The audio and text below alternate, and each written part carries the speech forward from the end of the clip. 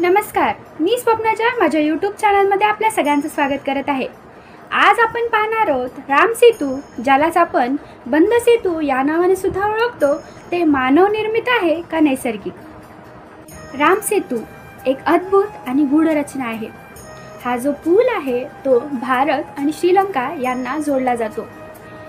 काहींच्या मते रामाने आपल्या वानर सेनेच्या मदतीने हा पूल बांधला गेला होता, तर काहींना असं वाटतं की हे नैसर्गिकरित्या तयार झाले आहे।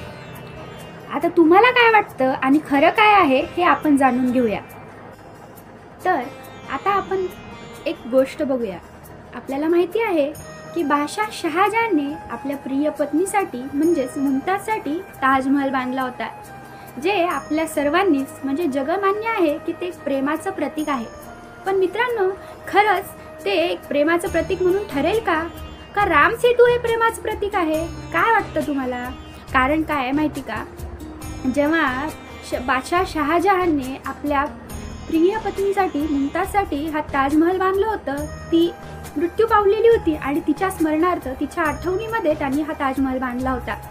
तुम्हाला माहिती आहे का की ती त्याची कितवी पत्नी होती आणि त्यांनी किती लग्न केले होते? आपल्या मर्यादा पुरुषोत्तम राम यांनी तर आपल्या प्रिय पत्नीला वाचवण्यासाठी चक्क समुद्रावर पूल बांधला होता। खरंच यांचं प्रेमाचं प्रतीक ठरायला हवं, ना की ताजमहल। मला तरी असंच वाटतं की ताजमहलच्या जागी राम सेतू जे आहे ते आपल्यासाठी प्रेमाचं प्रतीक म्हणून ठरायला हवं। आपल्या युवा पिढीने रामाचे आदर्श घ्यायला हवे। धार्मिक कथेनुसार असे सांगितले जातं की रावणाने सीतेचं अपहरण केलं होतं आणि आपल्या सीतेमातेला वाचवण्यासाठी श्रीरामांनी नल आणि नील आणि आणखी वानर सेनेच्या मदतीने हा पूल बांधला होता। हा पूल बांधण्यासाठी जे दगड वापरले गेले होते ती पाण्यावर तरंगत होते, कारण त्यावर जय श्रीराम असं नाव लिहिलं होतं असं सांगण्यात येतं। याच प्रकारे जे वैज्ञानिक आहेत त्यांनी सुद्धा या पुलाचं संशोधन केलं आहे।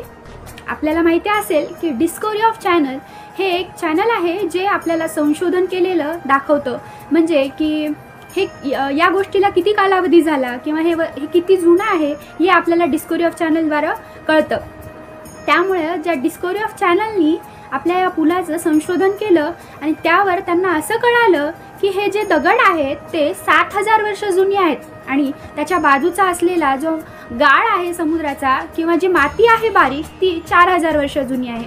मग हे असं कसं होऊ शकतं आणि हे दगड आले कुठून? कारण का हे दगड जिथे जिथे ज्वालामुखी फुटतो आणि त्या ज्वालामुखीपासून जे तयार होतं, काय म्हणतो आपण त्याला, लावा जो तयार होतो, त्याच्यापासून हे दगड तयार झालेले असतात जे सच्छिद्र असतात आणि त्याच्यामुळे ज्यामुळे हे पाण्यावर तरंगू शकतात। पण तिथे तर एकही ज्वालामुखी नाही आहे।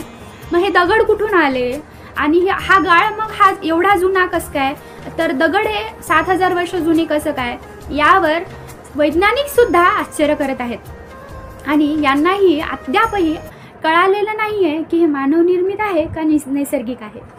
तर राम सेतू हा इतिहासानुसार किंवा धार्मिक कथेनुसार किंवा वैज्ञानिकांना सुद्धा असंच वाटतं की हा मानव निर्मित आहे, पण याचे अद्याप काहीही ठोस पुरावे मिळालेले नाहीत। म्हणून आपल्याला सांगता येत नाही का हा मानव निर्मित आहे का नैसर्गिकरित्या तयार झालेला। पण वैयक्तिकरित्या मला तरी असंच वाटतं की प्रभू श्रीरामाने आपल्या सीतेला वाचवण्यासाठी हा पूल बांधला गेला होता, जे एक प्रेमाचं प्रतीक आहे। तर मित्रांनो, तुम्हाला काय वाटतं ते मला कमेंट्सद्वारे नक्कीच कळवा आणि माझ्या चॅनलला लाईक, सबस्क्राईब आणि शेअर करायला विसरू नका। धन्यवाद। जय श्रीराम।